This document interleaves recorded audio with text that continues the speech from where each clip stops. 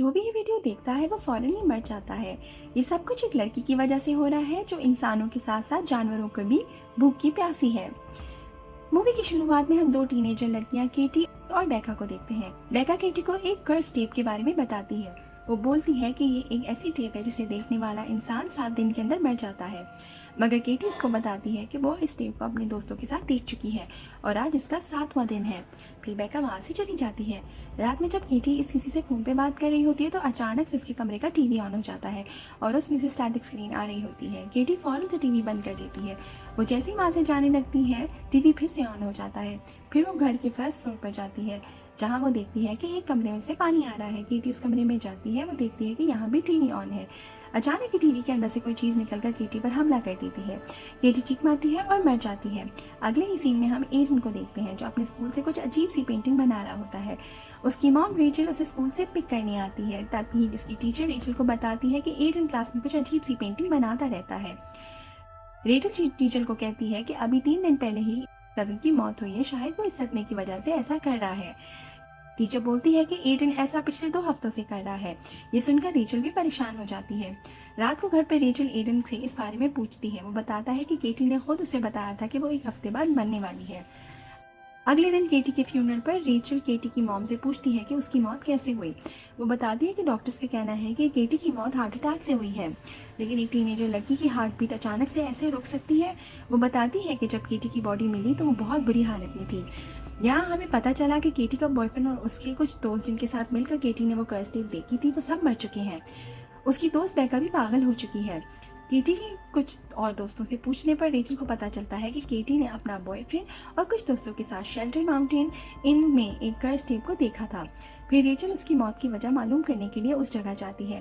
वहाँ उसको कमरे में वो कर्स टेप मिल जाती है। वो टेप को प्ले करती है जिसमें बहुत सी अजीब सी क्रीपी चीज़ें देखती है। वो देखती है कि एक औरत अपने बालों में बना रही है। इसके अलावा बहुत सी डिस्टर्बिंग इमेजेस, स्टेयर्स और एक कुआं देखती है। जैसे ही वो टेप को पूरा देख लेती है तभी उस कमरे के फ़ोन पे बेल बजती है। रेचल जैसे ही फ़ोन उठाती है एक बच्चा रेचल को बोलता है कि बस 7 दिन। वो बहुत डर जाती है। अगले दिन वो अपने बॉयफ्रेंड नोवा से मिलती है। वो उसे कर्स टेप और फ़ोन कॉल के बारे में बताती है। नोवा ये सब सीरियस नहीं लेता, लेकिन जब वो रेचल्स की पत्तन देखता है तो वो सब ब्लर होती हैं, लेकिन नोवा इस बात को भी इग्नोर कर देता है। फिर रेचल नोवा को भी कर्स टेप दिखाती है। जब नोवा वो टेप देख लेता है तो फ़ौरन उसको भी एक फ़ोन कॉल आती है, लेकिन इस फ़ोन को आंसर नहीं करता। जब वो उस टेप को चेक करते हैं तो उनको पता चलता है कि इस टेप को किसी इंसान ने रिकॉर्ड नहीं किया।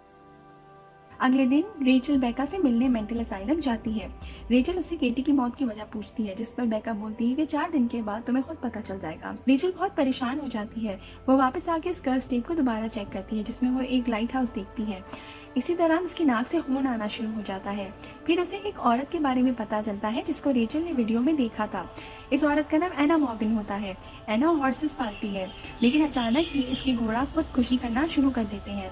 हम देखते हैं कि एना भी पानी में डूबकर मर जाती है, लेकिन एना की मौत के बाद उसके सब घोड़े ठीक होना शुरू हो जाते हैं।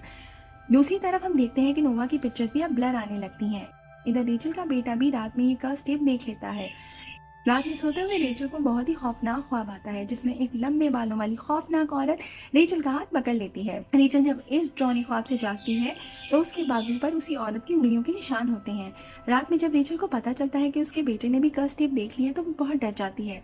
अगले दिन रेचल नोवा के साथ आना के बारे में जानने के लिए उसी लाइट हाउस की तरफ जाती है जहाँ जहाज में अचानक एक रेचल की पागल घोड़ी को देखती है जो उसे मारने के लिए आ रहा होता है, लेकिन अचानक ही वो घोड़ा पानी में छलांग लगा के मर जाता है। फिर रेचल एना के हस्बैंड मिस्टर मॉर्गन से मिलती है। वो उनसे इस कर्स टेप के बारे में पूछती है, लेकिन वो रेचल को इस बारे में कुछ नहीं बताता। रेचल को उस घर में वही आना नजर आती है जो कि उसने कर्स टेप में देखा था। वो बहुत हैरान रहती है। रेचल देखती है कि वो यही घर है जिसकी तस्वीरें एडन बनाया करता है। एडन रेचल को बताता है कि एक लड़की उसको इन सब चीज़ों के विजन सिखाती है और वो फिर इन सब की पेंटिंग्स बनाता है। फिर रेचल को एना मॉर्गन की बेटी के बारे में पता चलता है।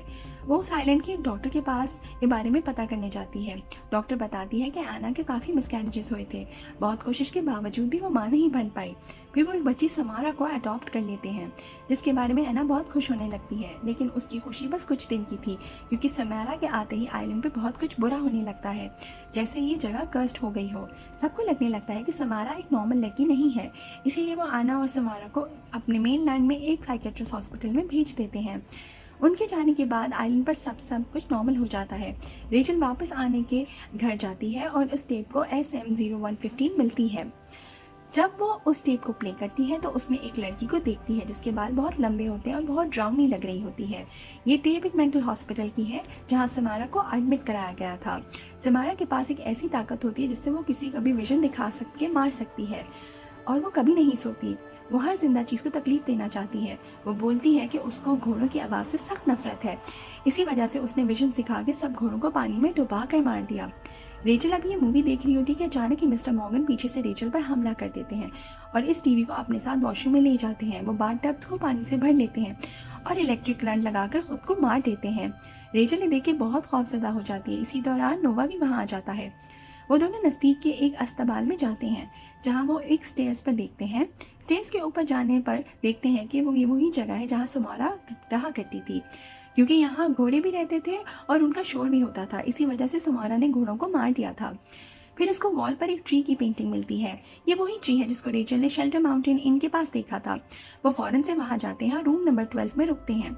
आज रेचल को मूवी देखते हुए 7th डे है और शायद आज रेचल मर जाएगी, इसलिए नोआ फ्रस्ट्रेट होकर रूम की चीजें इधर उधर फेंकता है। इसी दौरान कुछ मार्बल्स फ्लोर पर एक जगह रुककर गिर जाते हैं। वो जल्दी से उस जगह की खुदाई करते हैं। वहाँ उनको एक कुआं मिलता है। ये वही कुआं है जो कर्स टेप में नजर आता है। वो दोनों उसके अंदर देख रहे होते हैं कि अचानक ही कोई चीज रेचल को कुएं में धक्का देती है। रेचल के अंदर गिरते ही कुआं का ढक्कन बंद हो जाता है। कुएं के अंदर रेचल को एक हाथ पकड़ लेता है। साथ ही रेचल को समारा के विजन्स आने लगते हैं। वो देखती है कि समारा को इसकी मॉम एना मॉर्गन ने किसी कुएं में गिरा के मार दिया था। जब रेचल इस विजन से बाहर आती है तो उसको समारा की डेड बॉडी मिलती है जो अब एक स्केलेटन बन चुकी होती है। फिर रेचल इस कुएं से बाहर आ जाती है और 7th डे होने के बावजूद भी रेचल अभी तक जिंदा है। फिर वो समारा की बॉडी को एक जगह दफन कर देते हैं। वो समझते हैं कि कर्स खत्म हो जाएगा। अगले दिन हम देखते हैं कि रेचल एडन को ये बता रही होती है कि अब समारा का कर्स खत्म हो चुका है, जिसमें वो बोलता है कि ऐसा कभी नहीं हो सकता, समारा कभी नहीं रुकेगी। ऐसा बोलते ही उसकी नाक से खून आना शुरू हो जाता है। फिर रेचल उसको बाजू पर समारा की उंगलियों का निशान देखती है। वो बहुत डर जाती है। रेचल समझ रही थी कि कर्स अभी तक खत्म नहीं हुआ। अचानक ही रेचल की नोवा को फिक्र होने लगती है। दूसरी तरफ हम नोवा को देखते हैं जिसका आज 7th डे है। जहाँ वो जैसे ही कॉफी का कप उठाता है तो नीचे एक रिंग बन जाता है। अचानक ही उसकी टीवी में एक कुआं नजर आता है। वो देखता है कि समारा उस कुएं से बाहर आ रही है। आहिस्ता आहिस्ता वो टीवी से बाहर आने निकलना शुरू हो जाती है। वो बहुत ही खौफनाक होती है। नोवा ये देखकर वहां से भागने लगता है, लेकिन समारा उस पर हमला करके उसको मार डालती है। इसी दौरान जब रेचल वहां आकर नोवा की लाश देखती है तो बहुत डर जाती है और घर आकर बहुत रोती है। रेचल सोचती है कि आखिर समारा ने उसे क्यों नहीं मारा। अचानक ही वो कर्स टेप की कॉपी को देखती है, जिससे वो समझती है कि क्योंकि उसने ओरिजिनल टेप की कॉपी बनाकर नोवा को वो टेप दिखा दी थी, इसलिए समारा का ओरिजिनल कर्स टेप से निकलकर अगली टेप में चला गया है। यही वजह है जो समारा ने रेचल को भी नहीं बल्कि नोवा को मारा है। फिर हम देखते हैं कि रेचल एडन के हाथ से भी उसकी टेप की कॉपी बनवाती है।